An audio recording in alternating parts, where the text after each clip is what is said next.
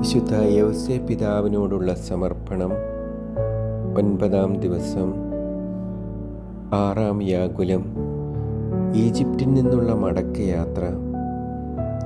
ദൈവവചനം: എഴുന്നേറ്റ് ശിശുവിനെയും അമ്മയെയും കൂട്ടി ഇസ്രായേൽ ദേശത്തേക്ക് മടങ്ങുക.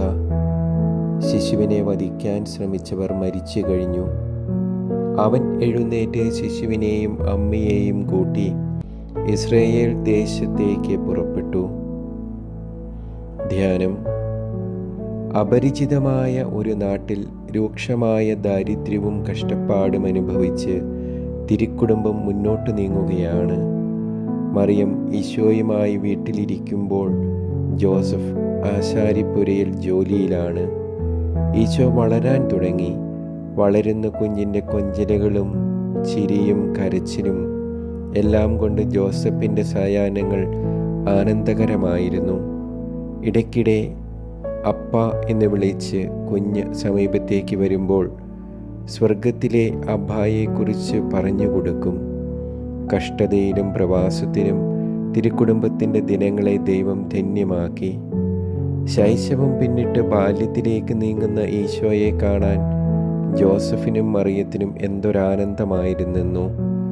പകലിൻ്റെ കഠിന ചൂടിൽ ജോലി കഴിഞ്ഞെത്തുന്ന ജോസഫിന് രാത്രിയുടെ നിശബ്ദതയിൽ ഈശോയുടെ കൈകളിൽ തലോടാനും വചനഗ്രന്ഥങ്ങൾ പങ്കുവയ്ക്കാനും ഒരുമിച്ച് പ്രാർത്ഥിക്കാനും കിട്ടുന്ന സമയങ്ങൾ സുന്ദരമായിരുന്നു. ജോസഫ് ചിന്തിച്ചു, എത്രയെത്ര രോഗികളെ സുഖപ്പെടുത്തേണ്ട കൈകളാണിത്. എത്രയോ പേർക്ക് ആശ്വാസമാകേണ്ട മകനാണിവൻ. സ്നേഹിക്കാൻ മാത്രമറിയാവുന്ന എൻ്റെ മകനെ, എൻ്റെ ഈശോയെ. ഈജിപ്തിലെ വാസം പൂർത്തിയാകേണ്ട സമയമായി. അവർ ഇനി ഇസ്രായേൽ ദേശത്തേക്ക് മടങ്ങണം. ജോസഫിന് അടുത്ത സന്ദേശം ലഭിച്ചു. സ്വപ്നത്തിലൂടെ സ്വദേശത്തേക്ക് മടങ്ങുക. ശിശുവിനെ വധിക്കാൻ ശ്രമിച്ച ഹെറോദോസ് മരിച്ചു കഴിഞ്ഞു. വിശുദ്ധിയിൽ ഉയർന്ന ഈശോയും മറിയവും അവിടെ ഉണ്ടായിരിക്കെ തന്നെ യൗസേപ്പിനെയാണ് യാത്രയിലെ ഓരോ കാര്യവും ദൈവം അറിയിക്കുന്നത്. തിരുക്കുടുംബത്തെ നയിക്കേണ്ടവനെ തന്നെ ദൈവീക സന്ദേശം അറിയിക്കുന്നതിൽ ദൈവം എപ്പോഴും ശ്രദ്ധിച്ചിരുന്നു. ഓരോരുത്തരുടെയും വിളി അനുസരിച്ച് അല്ലേ ദൗത്യം ഭരമേൽപ്പിക്കുന്നത്. അത്യുന്നതൻ്റെ തിരുവിഷ്ടം നിറവേറ്റുന്നതിൽ ഒരിക്കലും വീഴ്ച പറ്റാൻ ഇവർ ഇട നൽകാറില്ല. ഇതിനോടകം ഈജിപ്തിലെ സാഹചര്യങ്ങളുമായി പൊരുത്തപ്പെട്ട് കഴിഞ്ഞിരുന്ന കുടുംബത്തിന് ഇനിയും ഒരു യാത്ര ക്ലേശകരമാണ്. ബാലനായ ഈശോയെയും മറിയത്തെയും കൂട്ടി യൗസേപ്പിന് മടങ്ങാറായി. നസ്രത്തിലേക്കുള്ള വഴി നല്ല നിശ്ചയമൊന്നുമില്ല. എങ്കിലും പ്രിയപ്പെട്ടവരോടെല്ലാം വിട പറഞ്ഞ് വീടൊഴിയുകയാണ്. ആത്മീയ യാത്രയിൽ തൊട്ടടുത്ത ചുവട് വയ്ക്കുവാനുള്ള വെളിച്ചമേ ദൈവം പലപ്പോഴും നമുക്ക് അനുവദിച്ചു തരാറുള്ളൂ. കൂടുതൽ അവനിൽ ആശ്രയിക്കാനും അഭയം തേടാനുമാണിത്. നമ്മിൽ ആശ്രയിച്ചാൽ വഴിതെറ്റാൻ സാധ്യതകൾ ഏറെയാണല്ലോ. യാത്ര മുന്നോട്ട് നീങ്ങുമ്പോഴാണ് മറ്റൊരു അശുഭകരമായ വാർത്ത ജോസഫ് അറിയുന്നത്. ഹെറോദോസിൻ്റെ സ്ഥാനത്ത് ഇളയ മകൻ അർക്കലാവോസാണ് ജെറുസലേമിൽ ഭരണമേറ്റെടുത്തിരിക്കുന്നത്. ദൈവം നിർദ്ദേശിച്ചിട്ടാണല്ലോ ഈജിപ്റ്റ് വിട്ടത്.